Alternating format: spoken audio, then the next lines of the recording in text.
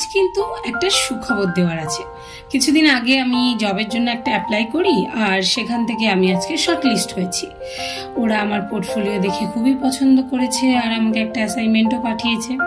তো তোমরা যারা আমাকে জানো না, আমি একজন ফ্রিল্যান্স গ্রাফিক ডিজাইনার, আর রিসেন্টলি আমি আমার নিজের লাইফটাকে চেঞ্জ করার জন্য একটা চ্যালেঞ্জ করছি, এবং তারই ফার্স্ট স্টেপ বলতে পারো একটা স্টেবল জব খোঁজা ও নিজেকে ফাইন্যান্সিয়াল দিক থেকে সিকিউর করা। তাই আজকের এই অ্যাসাইনমেন্টটা আমার কাছে অনেক বড় ব্যাপার, অনেক বড় একটা সুযোগও। আমি আমার তরফ থেকে সম্পূর্ণ মন দিয়ে কাজটাকে করেছি। এখন অপেক্ষা শুধু ফিডব্যাকের জন্য। জানি না কি হবে, তবে এইটুকু পথও আমার কাছে অনেক বড় ব্যাপার। তার কারণ হলো ছোট ছোট চেষ্টায় একদিন আমাদের বড় কিছুতে পৌঁছে দেয়। তো ধন্যবাদ আমার পাশে এতক্ষণ থাকার জন্য।